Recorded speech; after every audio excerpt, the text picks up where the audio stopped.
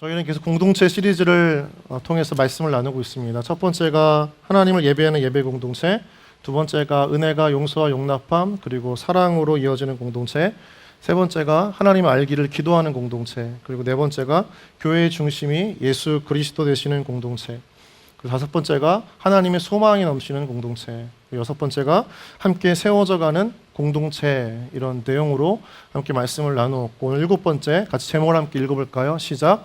복음의 비밀을 드러내는 공동체. 복음의 비밀을 드러내는 공동체.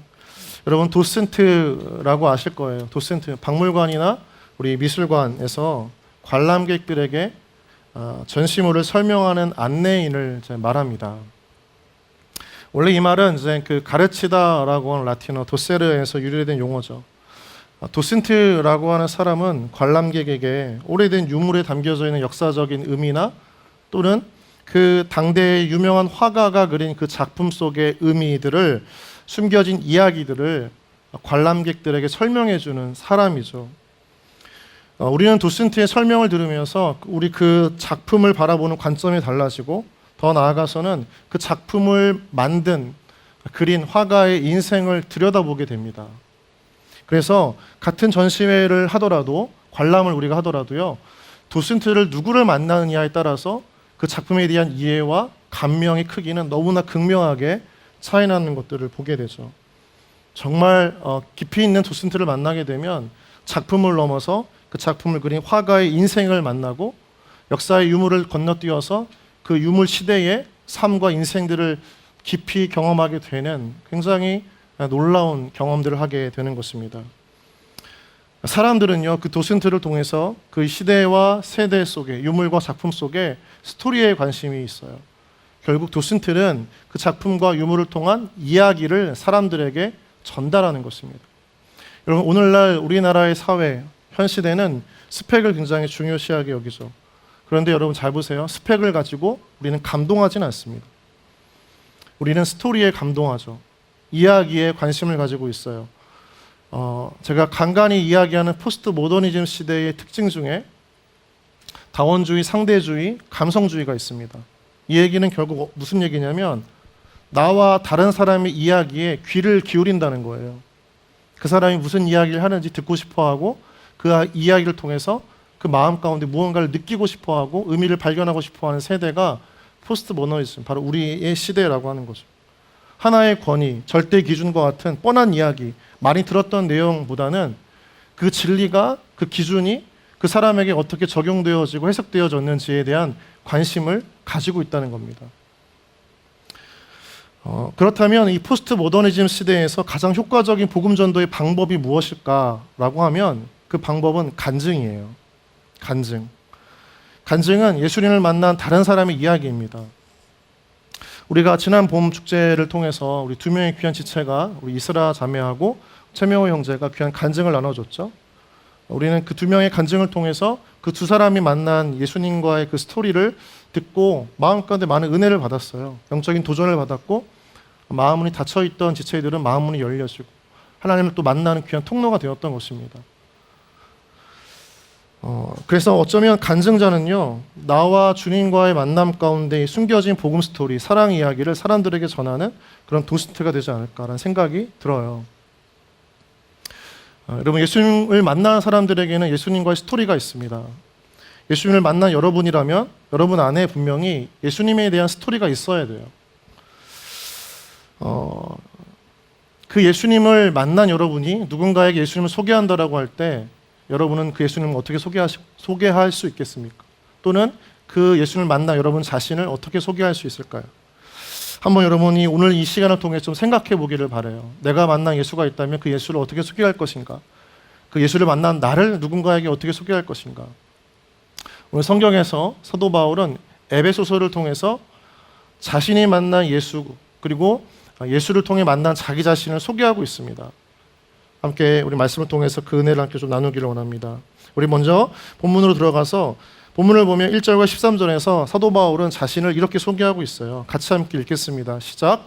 이러므로 그리스도의 예수의 말로 너희 이방인을 위하여 갇힌 자 된 나 바울이 말하거니와 그러므로 너희에게 구하오노니 너희를 위한 나의 여러 환난에 대하여 낙심하지 말라. 이는 너희의 영광이니라. 오타가 나는데요. 1절에 그리스도 예수의 말로가 아니라 일로예요. 일로. 자, 그리스도 예수의 일로 한 번 더 같이 좀 읽어 주셨으면 좋겠습니다. 시작. 이러므로 그리스도 예수의 일로 너희 이방인을 위하여 갇힌 자 된 나 바울이 말하거니와. 사도 바울은 탁월한 신학자고 복음 전도자였고 뜨거운 하나님의 사람이었지만 그는 감옥을 드나들었습니다.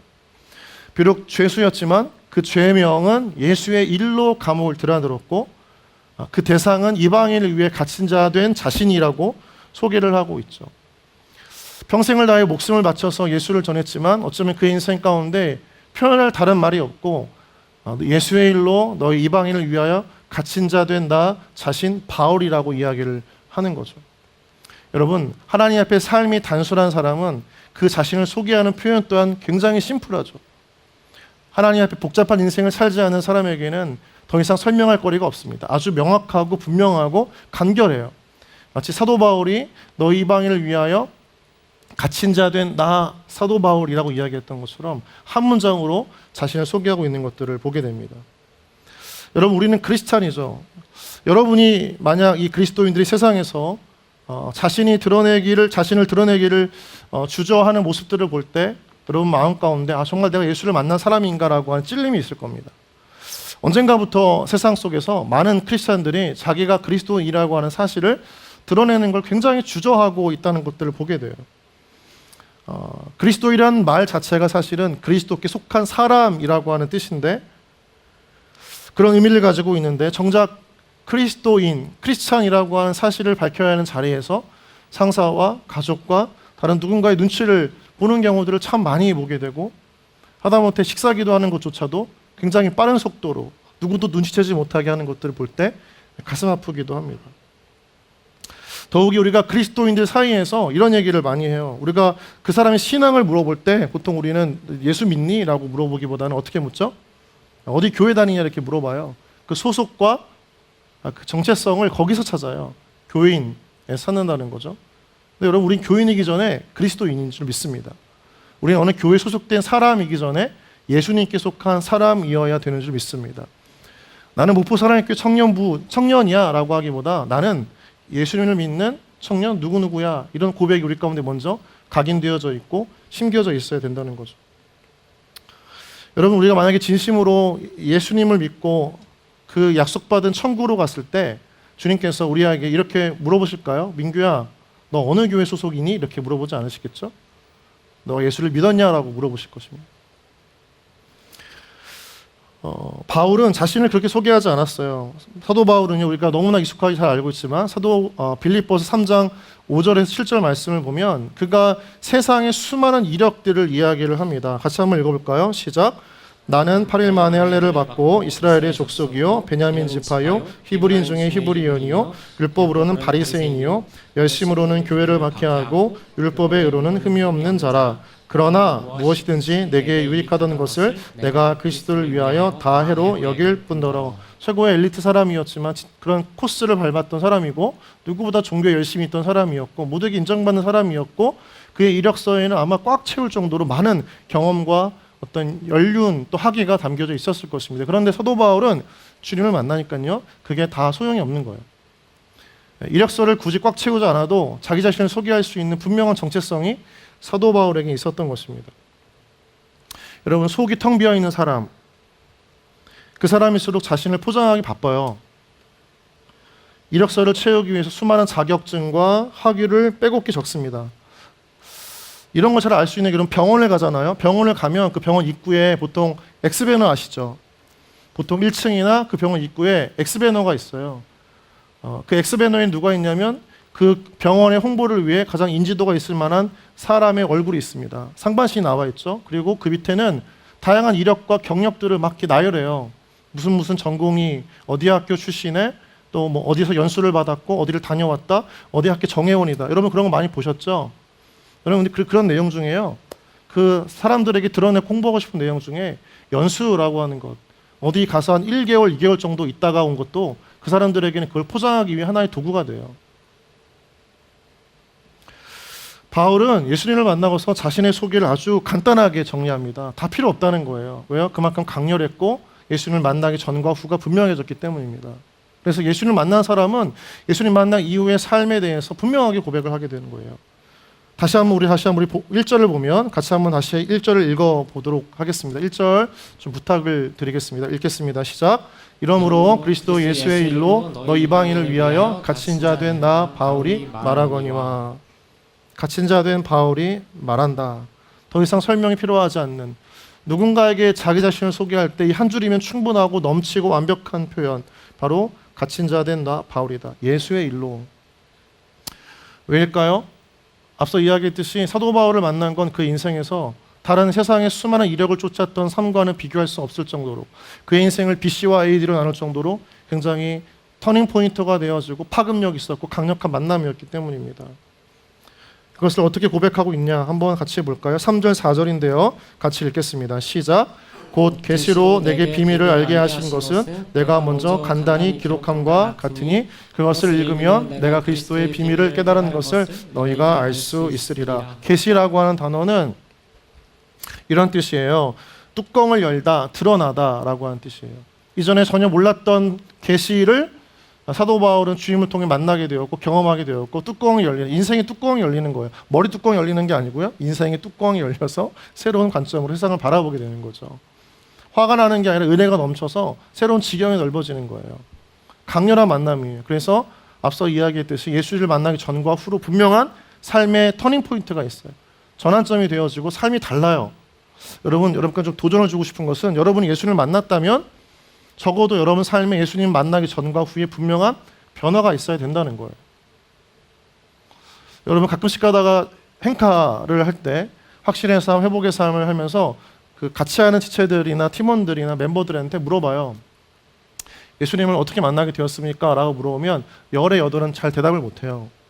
희미해서이기도 하겠고 오래전 일일 수도 있죠. 그러나 여러분 그 기억을 놓치면 안 돼요. 우리가 구원의 확신이 있냐 없냐라고 중요한 거 그런 내용이 아니라, 우리 안에 정말 강렬한 만남이 있냐, 그 만남을 통해 정말 내가 예수를 만난 흔적이 지금도 내 삶 가운데 언어와 행동과 태도와 삶을 대하는 자세 속에 스며들어 있는가 한번 고민해 봐야 된다는 거예요. 그렇게 안 돼 있다면 그렇게 해야 된다는 거예요. 여러분 주님을 만난 삶을 통해서 여러분의 인생이 전과 후가 완전히 바뀌어지는 은혜가 있기를 주님의 이름으로 축원합니다. 지금도 멈추지 마시고 계속 변화를 추구하세요. 우리는 계속해서 노력해야 되는 사람들이고 변화를 추구하는 인생들이어야 한다는 거죠.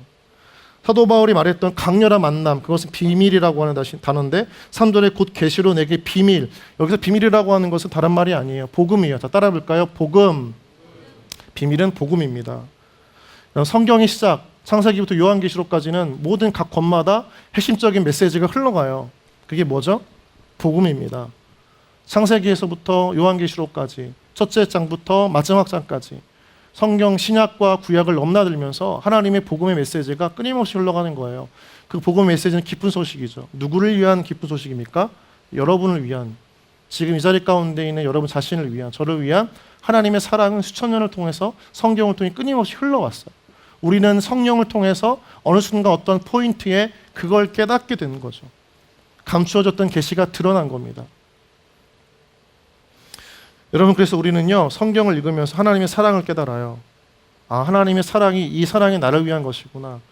야곱에게 하신 말씀, 아브라함에게 하신 말씀, 모세에게 하신 말씀, 사도 바울과 또 베드로와 야고보와 요한에게 하신 말씀, 38년의 병자에게, 눈먼 자에게, 귀머거리에게 하신 말씀이 나에게 하신 말씀이구나. 왜요? 거기에 하나님의 마음이 담겨져 있기 때문이에요. 그래서 우리는 성경을 통해서 하나님의 사랑을 경험해요. 사건과 상황과 모든 인물을 통해서 우리는 주님의 복음을 듣게 되고 느끼게 되고 만지게 되고 경험하는 겁니다.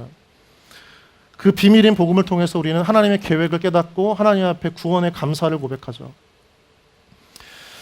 그래서 여러분 잘 보세요. 그 비밀, 복음을 아는 사람은요, 그 복음 때문에, 복음 안에 담겨져 있는 나 자신을 향한 하나님의 계획과 사랑 때문에 세상 사람들이 뭐라고 해도 꿋꿋이 그 길을 걸어가요. 그걸 보여주었던 게 제자들이었고 베드로였고 야고보, 요한이었고 빌립이었고 또 오늘 본문에 사도 바울이에요. 사도 바울은 감옥에 갇힐지라도 자신이 가야 할 길을 가요. 왜요? 하나님의 마음을 알고 목적을 알았기 때문인 거죠. 복음을 알았기 때문인 것입니다. 복음을 알면 세상의 핍박을 두려워하지 않아요. 복음을 알면 여러분이 예수님을 진짜 경험하고 그 주님을 통한 복음을 내가 마음 가운데 깊이 경험하게 될 때 세상의 길과는 조금 다른 길을 가도 괜찮다는 거예요. 그런데 여러분, 사도 바울은 오늘 왜 하나님이 이 그리스도의 비밀을 계시해 주셨다라고 이야기를 하고 있어요. 자기에게만 주셨다는 게 아니라 계시해 주신 이유, 복음을 깨닫게 하신 이유, 만나게 하신 이유를 알려주고 있어요. 한번 같이 볼까요? 8절, 9절. 여러분 한번 앞에를 보고 큰 목소리로 한번 읽어주면 좋겠습니다. 자, 시작.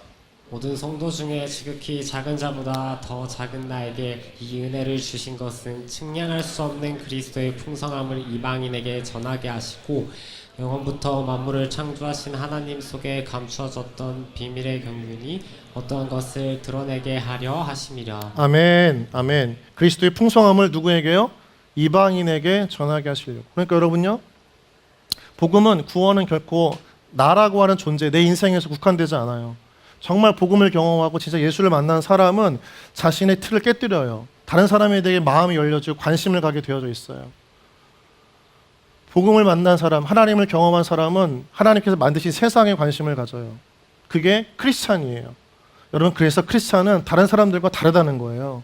다른 사람들이 아무리 인생의 성공과 자기 만족과 자기 욕구의 실현을 위해 달려갈지라도 크리스찬은 적어도 그 길대로 가지 않고 하나님이 만드신 세상을 바라보고 복음을 들어야 할 사람들에게 관심을 갖고 그들을 위해 삶을 헌신하는 사람들이기 때문일 거예요. 그래서 우리가 이야기할 때 예수의 길이라고 하잖아요. 예수의 길, 그 좁은 길, 나는 걷네. 그 찬양의 가사처럼 크리스찬들은 주님의 길을 걸어가는 거예요. 예수님께 세상을 향해 걸어가셨고 믿지 않는 사람들에게 복음을 전하기 위해 걸어가셨기 때문에 우리도 걸어가야 한다는 거죠. 그리스도의 풍성함을 이방인에게 전하게 하시려고 자신에게 은혜를 주셨다, 이렇게 이야기를 해요. 그러니까 우리 모두는, 여러분이 인정하든 인정하지 않든 할 수 있든 없든 우리 모두는 다 복음을 전하는 하나님의 전도자예요. 여러분 믿습니까? 이걸 믿어야 돼요. 받아들여야 돼요. 그렇지 않으면 여러분 크리스찬이 되었다고 이야기할 수 없어요. 힘들고 마음 가운데 부담이 될지라도 받아들이려고 노력해야 됩니다. 복음은 우리로 하여금 나의 중심, 내 중심의 세상이 아니라 하나님 중심, 그 하나님 나라 안에 다른 사람들, 다른 존재, 다른 지체들이 있다는 것을 받아들이는 게 시작이에요. 복음은 여러분만을 위해 죽어주신 게 아니에요. 예수님은 여러분을 위해 죽으셨지만 여러분만을 위해 죽어주신 분은 아니에요. 이 땅에 수많은 사람들 공동체와 수많은 민족들을 위해 함께 죽어주신 분이에요. 그래서 오늘 본문을 보잖아요. 굉장히 뜻밖의 단어가 계속해서 반복되어 나오는 것들을 보게 돼요. 6절 텍스트에는 없어요. 같이 성경을 보고 좀 읽어주기를 부탁드리겠습니다. 6절 한번 찾아서 우리가 보도록 하겠습니다. 앞에 보세요. 앞에 보지? 있군요. 할렐루야. 야, 대단한데요, 미디어팀? 어떻게 알았지? 자, 6절 같이 함께 읽어보겠습니다. 시작. 이는 이방인들이 복음으로 말미암아 그리스도 예수 안에서 함께 지체가 되고 함께 약속에 참여하는 자가 됩니다. 그래요. 함께. 복음은 결코 여러분 한 사람을 위한 존재하는 것이 아니에요. 주님은 여러분의 주님이지만 여러분만을 위한 주님은 아니에요. 함께 상속자가 되고 함께 지체가 되고 함께 약속에 참여가 자가 되는 것을 주님께서 원하시는 거예요. 그래서 우리로 하여금 어떠라고요? 그리스도의 풍성함을 이방인에게 전하기를 위해서 우리에게 복음을 주셨다는 거예요. 구원받게 하셨고 은혜 받게 하셨고 변화되게 하셨다는 거예요. 여러분, 하나님 나라의 공동체는 굉장히 놀라운 힘이 있어요. 그 복음 하나 때문에 학연과 지연과 혈연을 뛰어넘어요. 그 강화도에서 두 번째로 세워진 홍익교회라고 아마 여러분 들어보셨을 거예요. 홍익교회. 사진을 띄워주시면 좋겠습니다. 이 홍익교회, 여기에 최초의 교회를 세울 때 7명의 그 성도들이 믿음 안에서 하나가 되는 것, 주님 안에서 그 첫 열매가 되는 것에 너무나 감사해서 모두의 이름을 통일시킵니다. 능력, 능자, 성경에 나오는 좋은 이름들만 따왔어요. 능력, 능자, 믿을 신, 공경경, 받들봉, 순수할 순, 하늘천, 빛광, 모두가 다 성경적인 용어를 가지고 와서 각자의 이름을 바꿔요. 마지막 끝자는 일자로 통일해요. 우리가 하나니까요. 하나니까 복음 안에서 하나가 되었으니까 일자로 통일하고 가운데 이름을 능, 신, 순, 경 이렇게 다 바꿔요. 대단하지 않습니까? 여러분 이런 일 들어본 적 있어요? 복음 안에서 하나가 되었기 때문에 그 복음으로 인해서 모든 사람들이 함께 이름을 바꾸는 거예요. 시작은 다를 수밖에 없지만 끝은 같다는 거죠.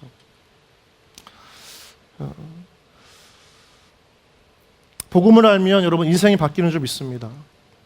사도 바울 자신이 변화되어졌고요. 그 풍성한 비밀의 복음을 그 풍성한 비밀이 복음에 있음을 나만 알 수 없어서 이방인을 위한 사도가 된다고 이야기하고 있어요. 어쩌면 사도 바울의 그 이방인을 위한 사도의 역할은 굉장히 힘들고 어려웠던 것 같아요. 다른 말로 하면 좀 비하할 수도 있지만 미련했던 것 같아요.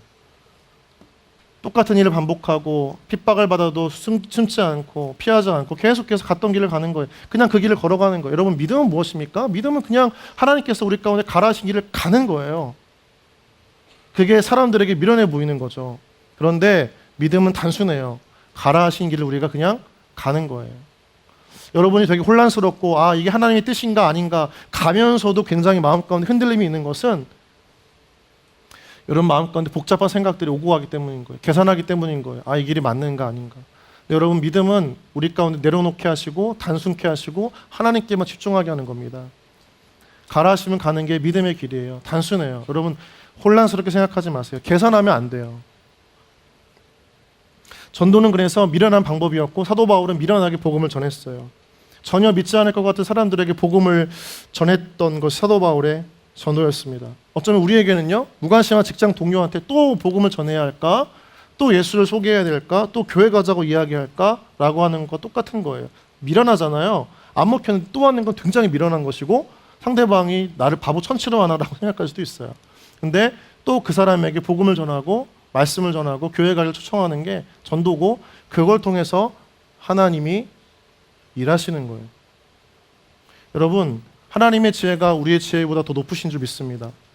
하나님께서 전도는 미련한 것이지만 이렇게 해라라고 말씀하실 때 거기에 하나님이 일하심이 있는 줄 믿습니다. 우리가 지혜를 짜내고 방법을 짜내는 것도 좋지만 하나님 말씀에 순종하는 건 굉장히 더 중요해요. 미련한 것이지만 미련하게 할 때 하나님께서 일하시는 통로가 된다는 거예요.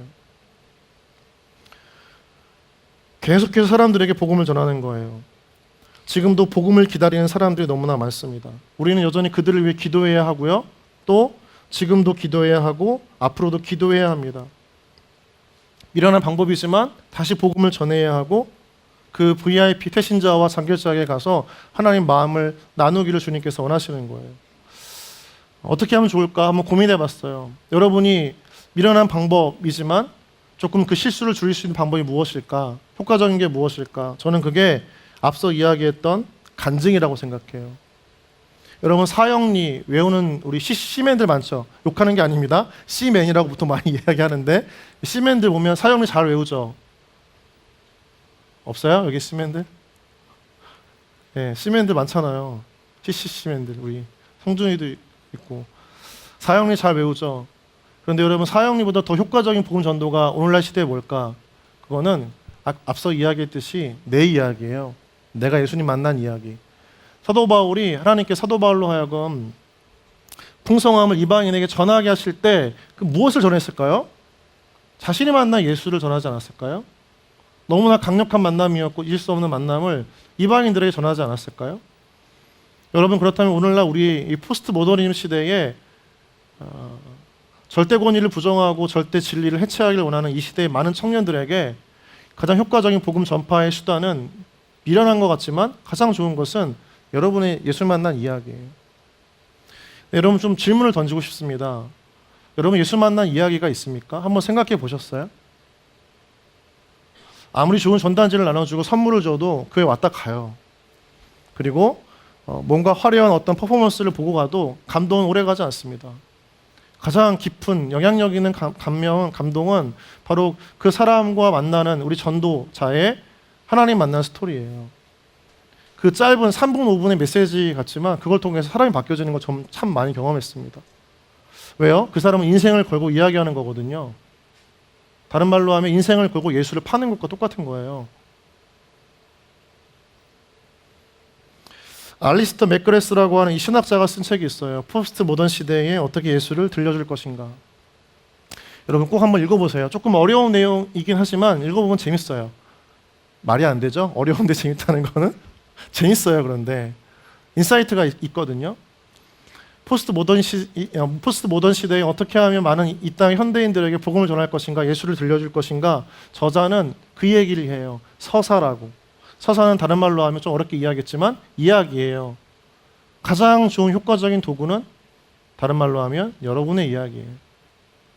교회가 이랬다 저런 게 아니라 내가 예수를 만나보니까 그 전과 지금의 모습이 너무 달라졌더라. 예수를 만나보니까 이런 기쁨이 있더라. 이런 은혜가 있더라.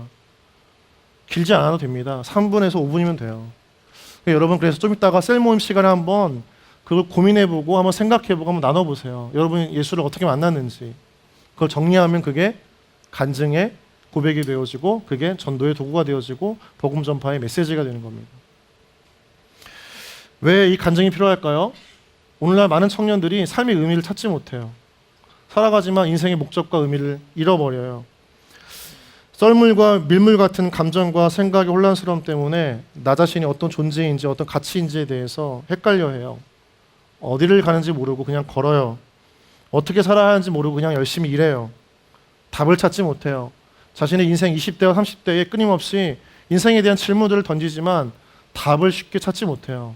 그래서 계속 방황하고 그저 살아요. 그게 이 땅의 많은 청년들의 삶이에요. 의미를 찾지 못하니까 질병이 나타나요. 우울증에 걸리는 거예요. 허무함에 빠지는 거예요. 그러다가 생을 마감하게 되는 거예요. 여러분들도 열심히 살아가지만 의미를 찾지 못해서 허무할 때가 있잖아요. 갑자기 찾아오는 허무함, 갑자기 찾아오는 우울감. 우리 안에 계속해서 내가 기준이 아닌 하나님이 주신 의미가 필요하다는 거예요. 그게 예수 그리스도 안에 있는 줄 믿습니다.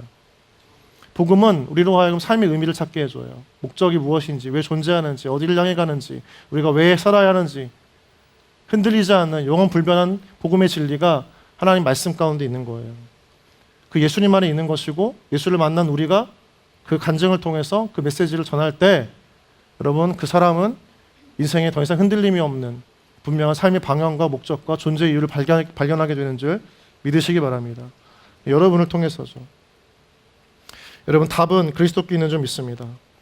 그리스도를 만난 사람들이 인생의 답이 되시는 예수 그리스도를 전해야 한다는 거예요. 다른 방법은 없습니다. 다른 방법이 있다면 굳이 주님께서 사도 바울로 하여금 이방인을 위해 택한 그리스도로 삼으셨을까요?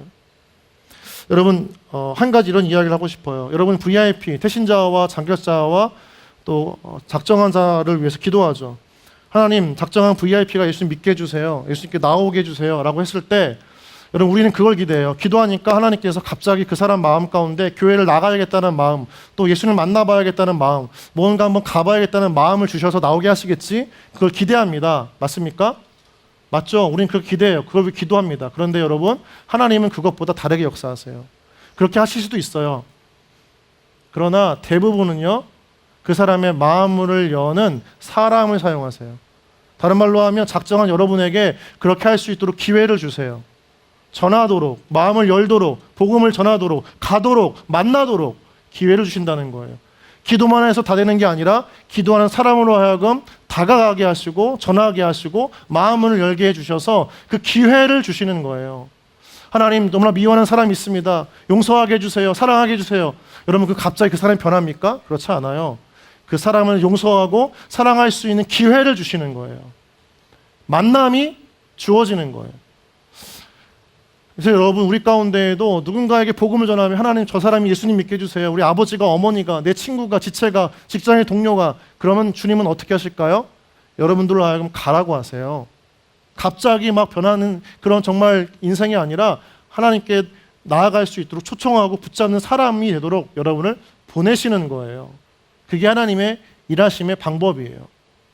그래서 여러분이 가야 돼요. 작정해야 되고 간증해야 되고 교회로 데리고 오도록 만나야 되는 것입니다. 말씀을 맺겠습니다. 여러분, 믿지 않는 가족과 직장 동료가 누구를 통해 하나님을 알 수 있을까요? 성경은, 오늘 말씀은 그 유일한 통로가 우리 자신이라고 이야기를 해요. 다른 사람에게 부탁하지 말라고 해요. 기도하고 작정한 사람이라고 이야기해요.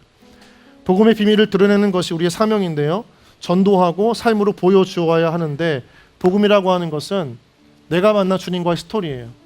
그 스토리를 가지고 여러분이 작정한 VIP들에게 짧지만 분명하고 명확한 메시지로 주님을 드러내고 전하고 그 예수님과의 만남을 설명하는, 그래서 나에게 주셨던 하나님의 놀라운 복음의 스토리, 사랑의 스토리를 아름답게 그 있는 그대로 가치 있게 존귀하게 드러내는 주님의 도슨트가 되어지기를 주님의 이름으로 축복합니다.